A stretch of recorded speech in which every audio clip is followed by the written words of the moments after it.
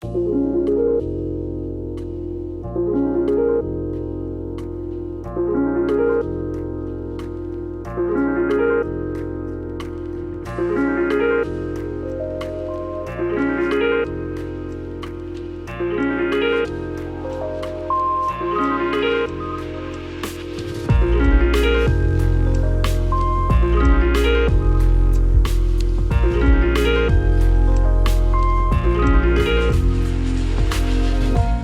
friends, and welcome to a bonus episode of the Noclip podcast. A very special bonus episode. If you're watching this on YouTube, of course, we do have video versions of these podcasts. It feels like I'm sitting down for an interview. I hope this goes well for my job at Supergiant Games. I'm sitting here with Darren Korb, Amir Rao, and Greg Kasavin of Supergiant. Hello, gentlemen. Hello. How you guys keeping today on this beautiful January morning? Good. Doing just fine. Yeah. It's good to see you again. It's been a while. It has been a while. I know we've touched base over the past couple of years and especially with JP, I've been talking to him a lot about getting together what we're here to talk about, which is the Developing Hell Blu-ray. I have it in my hands right now. It's real, folks. The thing look at that thing. Look at that thing. Yeah, $24. This is the upsell part, guys. Okay, $24. You can get yourself the first ever Noclip physical edition of any of our documentaries, and I'm assuming the first time Supergiant have ever put out a documentary in physical as well. Yeah, it's true. Yeah, you can check it out. It's over at Fangamer. It's the supergiant.games/developing hell will bring you straight there. There will be links in the description for this, of course. And it is available it has gone up at time of this podcast going up. So head over there now if you want to make sure you can grab it, because stocks are somewhat limited. And I'm really happy to talk to you guys about it. I'm just realizing, can I remember your guys's? When I was introducing you, I should have done your titles. Are we Darren Korb, audio director? Right, yeah. Nicely done. Greg, I know, is creative director. And Amir was always the one that I was weird. Was it studio director? Yeah, studio director. You got it. Nice one. Okay. The directors are in the house. First question, I guess I just want to, we'll mostly reminisce about the series and chat about it. What was the initial impetus for wanting to do this? Because I remember getting the email from Greg, of course, and the two of you have immediately looked at him towards this. Greg is the impetus. I mean, it was part of the early access experiment that we were doing. We were making something that was really different for us by making an early access game that we'd be developing. With our community basically watching a lot of what we were doing along the way. And in some respects, it did almost feel like going back to our Bastion days where we were pretty transparent about our development production, because we did the series on Giant Bomb way back when. That was really fun. It was great to be able to show our progress. So with an early access game, we're going to be transparent about it anyway. Here's what we've got. Here's what we're working on. It seemed like the next level to be able to show the process, behind the scenes. But we knew we weren't really set up to do that ourselves, and having a third party be able to film it would keep it honest, and also just make it a lot better than anything we could have done on our own. So yeah, that was the idea, is just kind of reach out. Is that of interest? And Part of what was exciting about it to me was we didn't know how the story was going to end, which is a bit maybe risky from our perspective, but it's the honest process at the same time. Yeah. What was the I guess the original impetus of building the Bastion presumably was also to get some eyeballs on the studio and on the game, sort of some smart, guerrilla marketing in some way, and also to,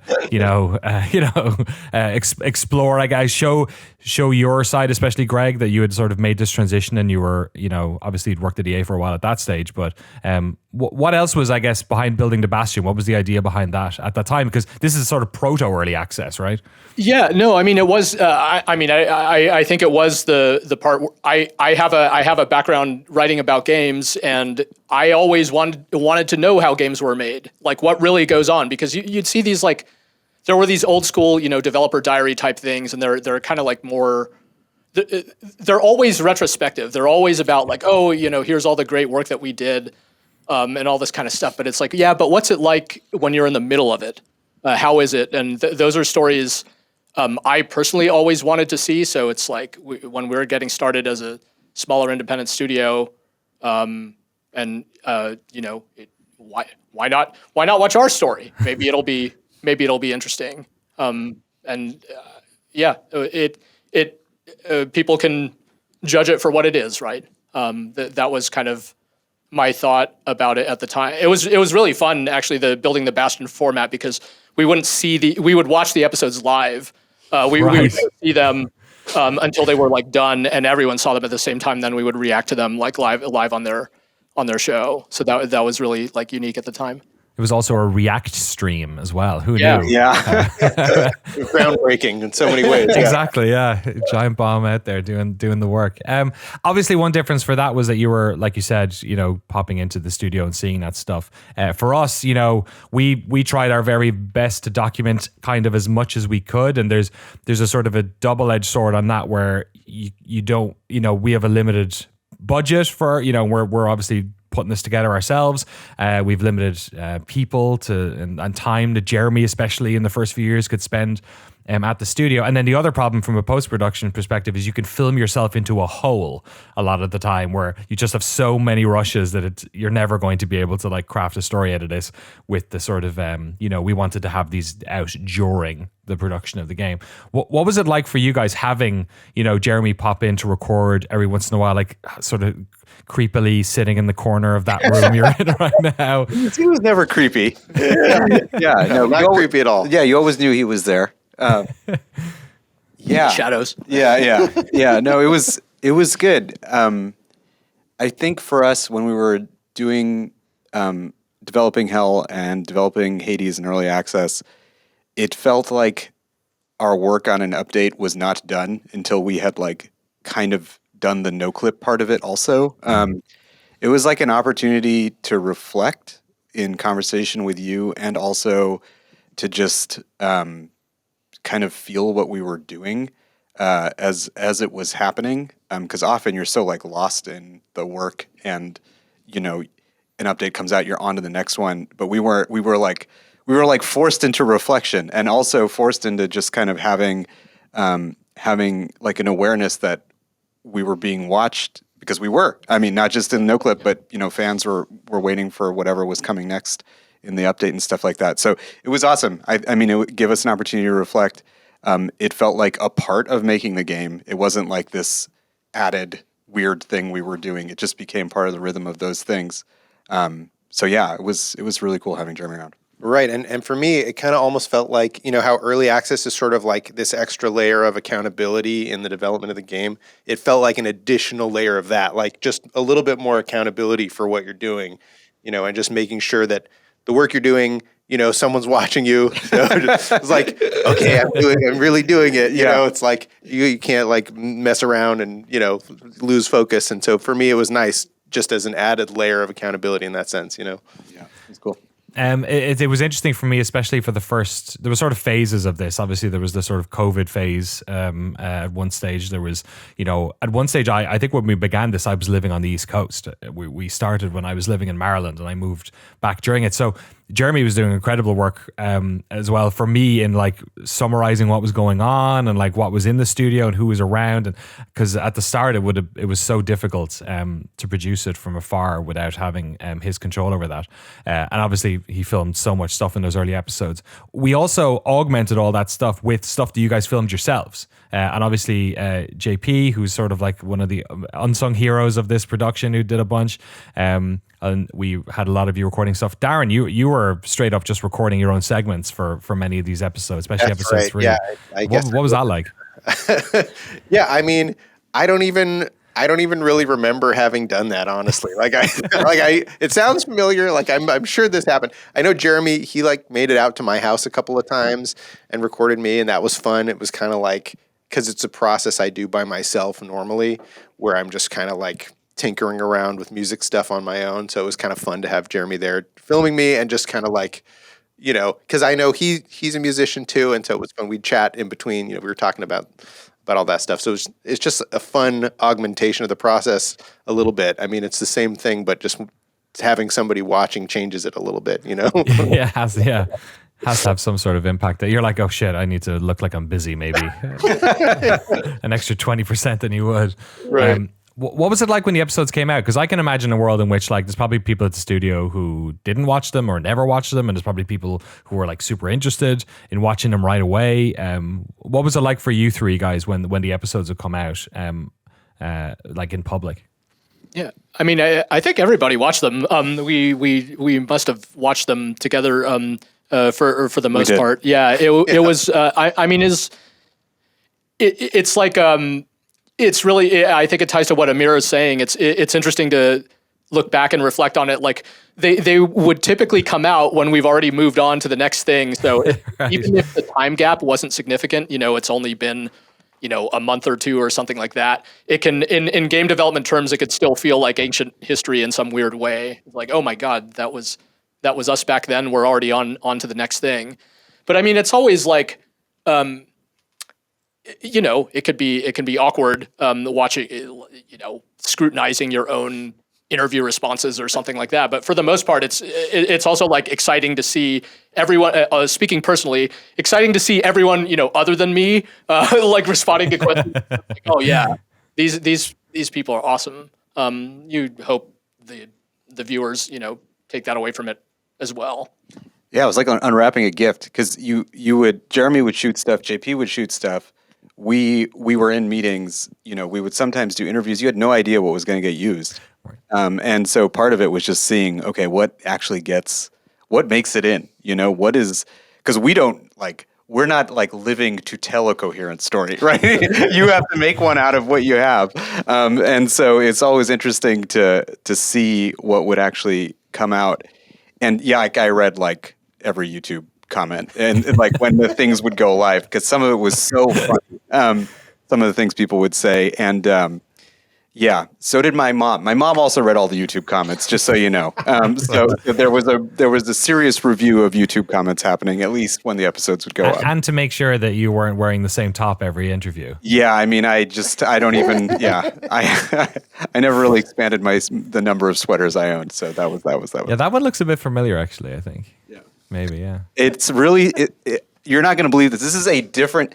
I just have this like affliction where I'll go and get a sweater. And I'll be so excited about it, but I'll only discover it's exactly the same as the previous sweaters upon coming home and inserting it in the closet. So I think I've done something novel and amazing, but this is actually a new sweater. Beautiful. From You've just got a type. You know what you like. Yeah, exactly. So yeah, I thought about that today. I was like, oh man, is this going to come up? And it did. So there you go.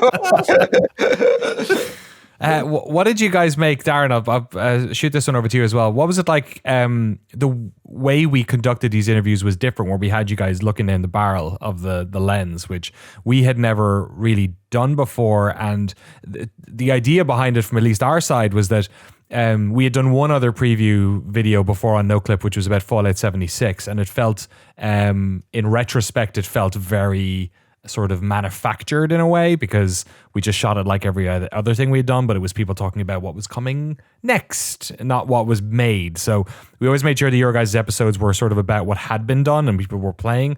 And then it felt to us, at least, that looking in the lens sort of deleted us from the equation a little bit. There's no voiceover in it. I wasn't in it. But I remember at the start feeling a little bit worried that we were asking you guys to be a bit more sort of performative and present in the moment, I guess. How did you find it? Is it scarier looking at the lens than looking at my big Irish face? I think, yeah, it's something that you're not used to in everyday life, talking directly into a camera lens. It's like, it takes some reminding yourself to do it, I think. And you're used to talking to people. So the format where you're sort of talking to the interviewer makes, is comfortable and makes sense, I think, for most people. But I mean, it's one of those things where I just kind of got used to it after a little bit, and it's fine. And you just let's pretend this is Danny, and I'll talk right to this. It's sort of the way I rationalized it, and yeah, it was okay after a little while. Yeah, I'm the opposite. I have no experience talking to human beings, but talking to the whole void of the camera, no problem. Wow, it's like doing a review of World of Warcraft. Blinks the Time Sweeper. That's right. Yeah, that's right. That's Greg's wheelhouse. Yeah, I forgot about that. Yeah. Excellent. Even after all this time, you don't lose it, I guess. Oh, I don't know.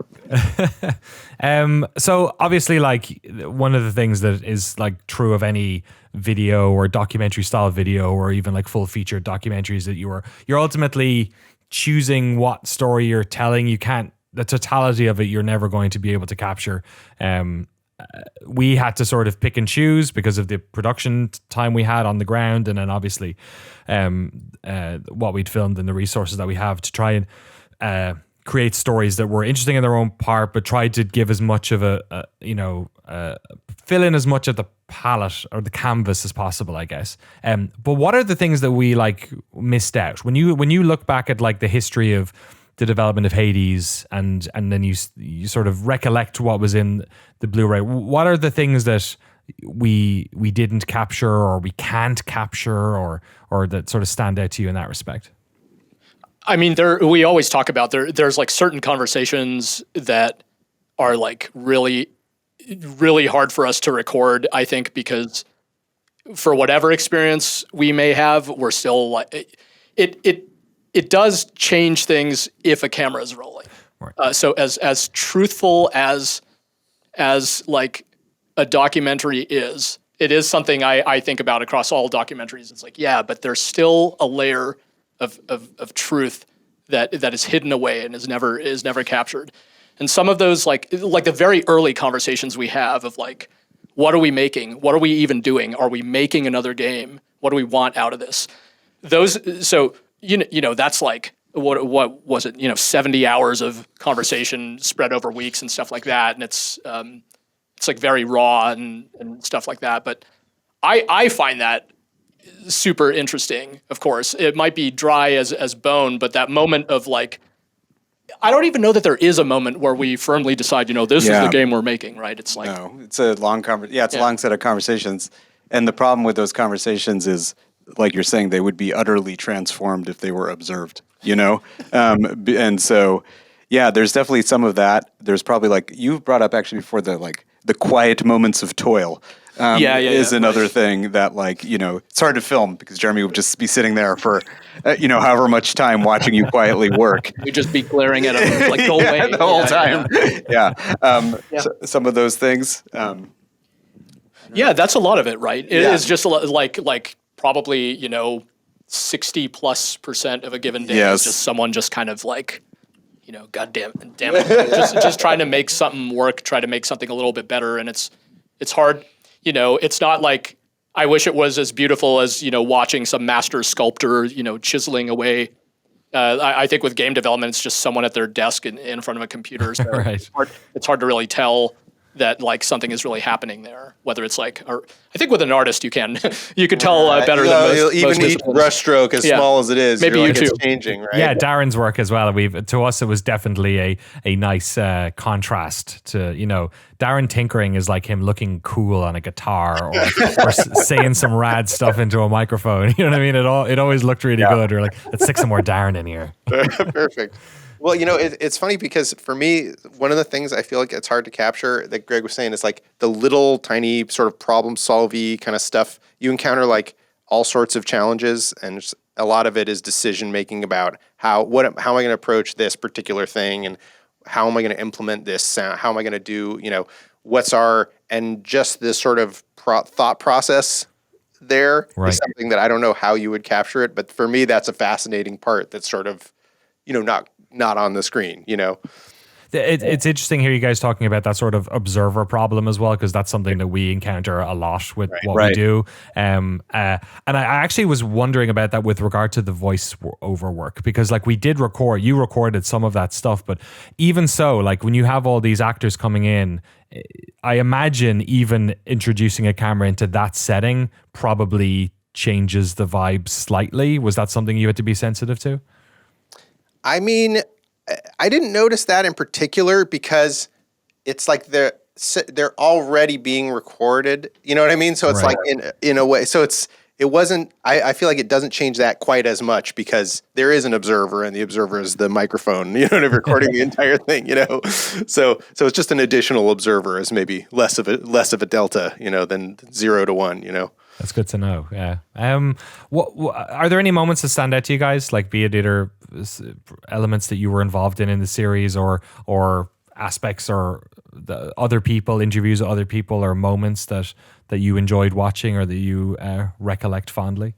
I mean, I'm really glad we got the live announcement, because that's like, it's the very first episode, I think, right? But it's also like a moment that I think is like emblematic of the entire endeavor, because we have no idea how this moment is going to go over, and we're you know, scrambling to make sure websites and all this kind of like ugly behind the curtain stuff is actually working at all. And then I really like that you captured us like watching, you know, streams and stuff at the end of the night, just like watching people's reaction to it. And that's the sort of thing where, like, even for us, even if this had only the audience of us, I'm so glad that there's a record of that, because that's like that is the part that kind of what it's all for. We don't make games for us to play. We make games for other people to play. And seeing the people react to them, you know, delighted or something like that. There's no replacing that.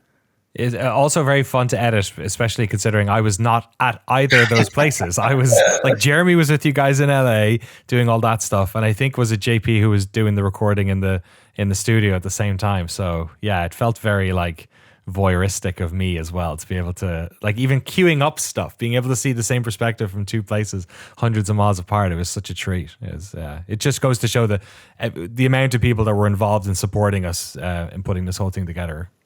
And you guys, you know, you captured the COVID stuff too. It's like COVID is already it's enough in the sort of rear view mirror to where I catch myself moments of like, did that it begins to take on a dreamlike feeling that it's far enough in the past. Some aspects of it is like, well, that was very strange. And we had to, you know, figure out how to finish the rest of development under those conditions. And like the last thing we would have done, you know, left to our own devices is like be filming, you know, what we were doing at that time. So it ends up being a record, not just of like this particular game's development, but just of this very strange time in, I guess, in game development generally, if not more broadly. Yeah, what do you guys recollect about that? Because I remember obviously when that happened, I think it was a while before we had the chat, because there was obviously way more important things to be dealing with, and then there was a sort of a, I think we said that obviously all these meetings were happening. Like, it's so funny now, the idea of like having remote meetings. You guys were somewhat doing that already, I feel like. Is that the case? Because you had your, like, was it Fridays or somewhere, one of the days of the week? Yeah, one of the days of the week we were already doing work from home, so it's a little bit easier to transition at that time. Yeah, and it was weird because we hadn't been using those in the episode, so it hadn't even you know, because it'd be like, why would you record like online meetings? And it became the backbone of, you know, not just your guys' inter-team communication, but also our documentary work for 18 months or 2 years was basically just that stuff. Yeah, I mean, it must have been challenging for you, because I was, you know, when you were asking what was some of the moments, I was thinking about why I love the floating gun meeting stuff. That was like a ridiculous. It captures to me the absurdity of video games, and also the absurdity of having to resolve a lot of the various design and technical problems around it. But a meeting is like predominantly, I feel like, unusable for a lot of what you do, right? So the part where that became like the unit of storytelling for a lot of those later things, it must have been really hard for you. I don't even know, because for us, we're just having the meeting, you know? And so, yeah, I imagine it was challenging. It was tough to sort of, you know, pacing is so important with this stuff, and having variety and having different people and different types of footage and all that sort of stuff. And it was really difficult to go from meeting to meeting to meeting. I think there was a couple of things we had to lean on that were kind of, you know, all I could think about at the time, because it was very new to me as well, which was trying to make this more about the marathon. Like those episodes were very much like March, April, May. Like, this is the changing, having that delineation. And then I guess when we eventually could film in person, it felt like monumental, and we changed it a bit. We put you guys talking to us, because then the production was was in the story in a way that you couldn't avoid, because people, like, the thing is, like, now people would never blink an eye if we just sat down and talked to you, but at the time it felt irresponsible to be doing something like recording a interview about a video game during all of these periods where we're supposed to be not spreading this disease. So I remember like having it be really openly said that we were like super far away. I remember we went back, Greg, in your place, and we were, we never went that close to you. Me and Jeremy were completely kitted out in N95s.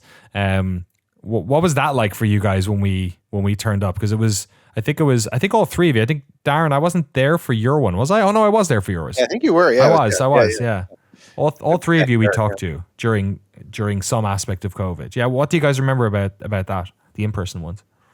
I mean, for me, it was just like, because I was really like, I was locked down hardcore, and I didn't do anything. So for me, it was just like cool to see some people, like, hey, look, these guys, I know them, they're at my house. It's so weird.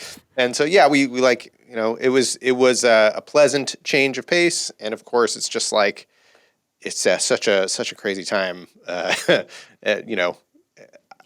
really I took it seriously, and I hunkered down, like.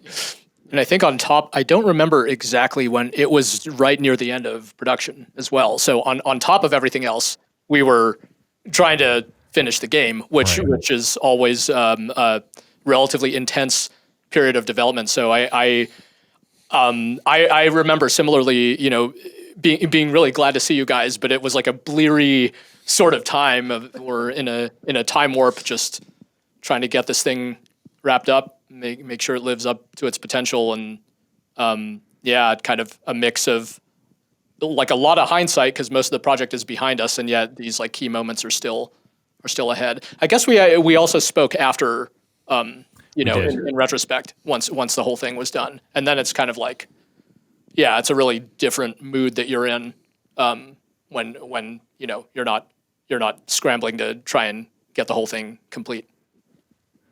Yeah, Amir, I remember that as well. We went to San Francisco to talk to you, and I remember leaving. I think you were the last interview we did, which was the last in-person one we did. I remember.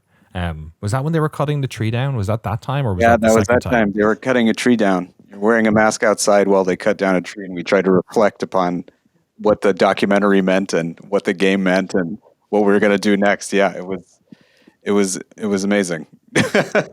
I remember it pretty well. Yeah. It was funny for us as I'm big fans of your guys' studio and all the games you've made. It is like, I think when we started this, there was never any thought in our head that like this game wouldn't be interesting and cool, and that we would be into it, and there'd be so many artistic and design aspects that we could dig into, and this was like a great candidate for this type of thing. I don't even think I was ever thinking about how well it might do. I don't think it ever even crossed my mind. So I remember, obviously COVID had happened, all this stuff was happening, but I remember being, when we were working on the final episode, almost feeling like a sort of a weird like shock. I bet like, oh, it's crazy how many people are playing this thing.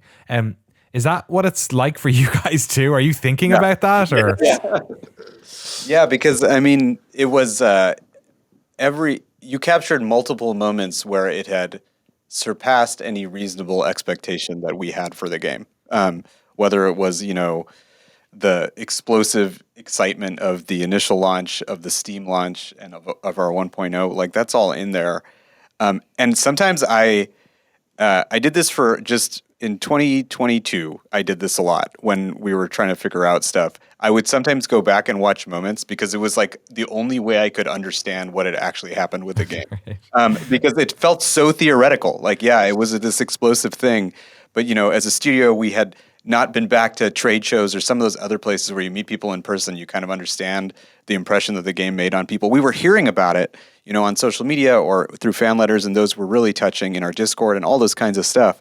But it was like, what did this all really happen? Is like a question that you can reasonably have in the sort of blast radius of stuff like that. And sometimes I just I just thumb through episodes and be like, yeah, this is all real stuff. Like this, especially at the end for you guys when you were largely locked away and isolated from each other. Even that must have been.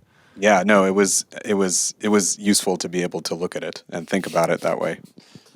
Yeah, I mean, I had all sorts of strange moments that were occurring because we were isolated, and a lot of our tether to the outside world was just social media and just the internet. And so seeing I remember the moment where I have video game people that I follow, and seeing them talk about it is one thing, but then it's like Ronan Farrow's tweeting about Hades, and Leah Salonga's playing Hades with her kid, and I was like, what is happening? These are regular people. These aren't video game people, so that was really strange for me to see that Hades make that leap, or it entered in a lot of ways the parentosphere is a term that we have in office, where it's there's an article in this regular newspaper about it, you know what I mean? And then the parents can be like, oh, there was an article in the, yeah, that's the parentosphere, It's when your mom or dad tweets to you or sends you a message about they saw you. Oh, it's in business. The business. Well, usually they copy and paste the whole Washington Post article into a text message over multiple messages. But yeah, AHREF everywhere. Yeah, good stuff. And one thing that we heard for the first few years of Noclip, which I remember really shook me and shocked me, and sort of actually in a way it made me sort of rethink maybe what we were doing in some way. Maybe I was sensitive to it. Was the idea that we would hear that people who had gotten jobs at studios had either watched the documentary about the thing so they could prepare for it or something like that, or there's a few people who applied for jobs at places not knowing that they would have vibed with the culture or whatever, and then actually watched one of our videos and is there, and that stuff's really crazy to us. Obviously Hades itself is the thing that has completely probably got a lot more people knowing who Supergiant are and changed perception of the studio in some way. Do you ever feel like the documentary, does it ever come up with people within the industry? Yes. Really? Yes, it does. It comes up maybe as often as the game, especially in moments of hiring or meeting people who you might not know otherwise. In your context is that they've watched you for hours and you're just meeting them. Yeah, that happens. We've hired for several positions over the course of working on Hades 2, and it's come up in a lot of those conversations. Sometimes people will even remember something that I have no recollection of and bring it up to me as if I will remember it very freshly. And I wish I did. Sometimes I don't, but it's awesome because it's had this kind of impact that on people considering working on in games, all this kind of stuff. So, I don't know how you feel about that. I would feel really good if I were you because it seems like it's given people something, like a window into something. It's really interesting because it comes up really frequently. I remember I felt, I think first or second time it came up, it was people asking oh, can we use your, it keeps coming up in interviews. Can we start using it in our press drives at GDC or something like that? And I was like, oh, I don't know that maybe, but just don't ask me. You know what I mean? That type of we don't want to feel like we're part of the marketing machine necessarily, even though that's not necessarily what that is. But I think when there's a couple of studios we've been to twice, and I've gone back there or I've met them in places, and folks who said oh, I got a job here, and also there could be maybe it was 5% of their decision made and not what they're telling you at the time. But yeah, any way you can sort of positively impact anyone is. I think you're capturing, when you're doing this work, you capture the spirit of the places that you're, you find a way to do that, I think. And that's part of why it's so useful, because people always wonder about that a little bit. And so, yeah, it's an interesting thing you're able to do. The other side of it that you note is because this goes back to the Bastion days and so on. We were showing, early prototypes and stuff at PAX. It's kind of demystifying this process, because when you play good finished video games, it's just sorcery. You have no idea how this. I still to this day I play a AAA video game how I don't know how any of this was done. But when you see it more incrementally, and when you see human beings just kind of toiling away and trying to solve perhaps sometimes seemingly simple problems, it's oh wait, I could do that. And it does, I think, help inspire people to take that leap and get into it. And I think that's fantastic. So, how has the development of Hades 2 differed from from Hades 1 in any meaningful way? Because we obviously we've not been filming or anything. We talked very early on in your guys' sort of process with the follow-up game about if we might do something, and I think it felt like both of us felt like there was a struggle to capture a different shade of it in a way, like especially back then. I feel like it's great seeing you guys in the studio, for instance. I know when we talked years ago, everyone was still largely remote and so hard to film that stuff. And how do we set this story up in a way that's not just, okay, you hit a home run, do it again, It kind of takes me back to the Transistor days. Actually, like we didn't do any filming really on Transistor either, because it's like we don't want to just tell just like with our video games, we don't want to tell the same story over again, or have the same story really occur to us over again in the same way. But I think the most sort of direct answer to your question is we started this project like everyone was working remotely at the start of this project. Whereas with the original Hades, we ended up all working remotely, toward the whatever final third-ish, something like that. Whereas here we're remote from the beginning. So fortunately, the part where we have that prior experience working remotely to begin with, and the team, we've all been or the three of us here and then some have been working together for 15 plus years. And so on. So that stuff really, really helps us sort of make up for the part where we're remote.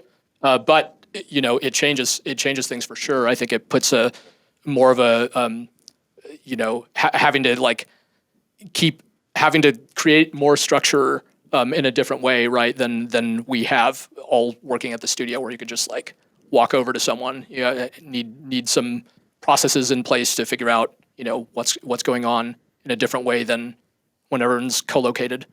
Right, and I think the beginning of the process in particular is a part that we had not done remotely, and is a part that has specific challenges with that part of it, doing it remotely. Because a lot of the ideation and stuff, there is an element of spontaneity where, Greg and I would go for a walk and get some coffee, and we'd talk about a thing that we've been thinking about, and it's like, oh, maybe this could happen, and then that stuff just kind of comes up. And so when you're remote, you have to create situations. You have to sort of create situations where that can happen, and it's a lot more formalized, and so it's a lot tougher. A Slack message isn't the same, as just kind of chatting while you're walking somewhere is pretty different. So for me, that was one of the biggest changes, was specifically doing the beginning of the project in a remote setting. Was something we'd never done before, and so that took some adjustment for me, for sure. I'm assuming you guys are somewhat hybrid now at this stage, like you kind of were before, but the vast majority of development is still happening in people's homes. Mm-hmm. Some people do work from the office, but the vast majority of development is in people's houses. We kind of inverted it, right? It was like a little bit remote, mostly. Yeah, it kind of flipped the aspect ratio on the work from home versus work in the studio. I'm sure this wasn't the reason why you guys ended up breaking your trend of not doing sequels to any of your games, but does it make it at all easier that this game is more of a known quantity, or is that sort of a fallacy from the outside? I mean, I think in the way that we wanted to approach this game from a point of view of reinvention, so I don't know that it made things that much easier in that regard. If we did a DLC that was more the adventures of Zagreus, and here's another weapon, here's another, area and a boss or something like that, that I think that would have had the quality that you're describing. But our priority on this game was to recreate the sense of discovery of playing Hades for the first time, and that meant having to rediscover it for ourselves. A whole new character, a whole new perspective, new essentially a time period within the world and so on. So for us, that was why we signed up for it, was the having to do the invention again. So we approached the sequel with I think a healthy fear and respect for the sequel. It's hard to do a sequel properly. And we had never done it, so we are in no practice of doing such a thing. Exactly. So I think it still felt like a lot of new stuff to have to figure out, not too many known quantities. The things we thought were known quantities, we had to, challenge all of those assumptions anyway along the way. Yeah. Sorry. Just to add to that, I think, just taking nothing for granted that it's going to be the same is part of that process for us too. It's like, we don't know what we're going to preserve from the first game. We need to really try a bunch of new stuff in the mix and see okay, what new things are, appropriate for this game, and what of the same things are going to be appropriate for this game. What do we want to preserve and what do we want to recreate? It's doing that. Yeah. Right. We have to really think about, what does it mean to be a Hades game? What are the essential things that do have to stay? How many of those things are features as opposed to spiritual, feel aspects of the experience. So that's a pretty tricky process. And a lot of that, early discussion is definitely centered around figuring those things out. And then to Darren's point, we then, however much you think early on as you kind of document it, then the rubber has to meet the road, and you're figuring those things out constantly as you go. We're still figuring them out. I mean, the game has been in development. We're 5 years in 5 years in development, actually, I think, as of this moment. I have no idea. Much. It's, it came, let's see, end of 2020 was one. So it's 4 and some change. 4 and some change, okay. Or basically 4, I think is what it is right now. Yeah. You're right. 2021 early, 4 years. Yeah, 4 years. We lost a year with COVID there. It's hard to figure out where.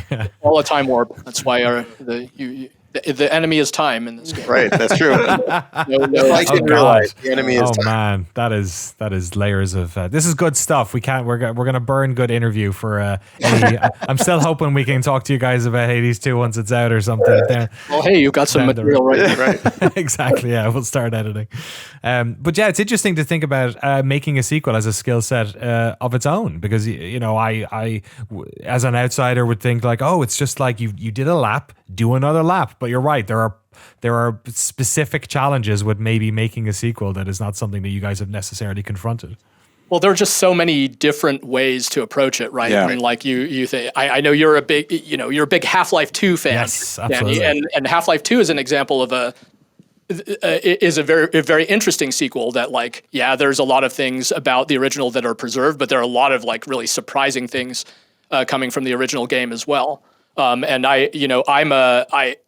I take a lot of inspiration from classic Final Fantasy games and stuff like that, where every Final Fantasy installment was almost 95% different right. from the previous game, but it had a guy named Sid and chocobos and a spell called Firaga or something like that. But for the most part, it was a full reboot on the cast of characters, the game systems, etc. So I always found that very exciting. Even Grand Theft Auto sort of did that too, right? You go from Vice City to San Andreas. It's a dramatic difference, even though some of the underpinnings are similar.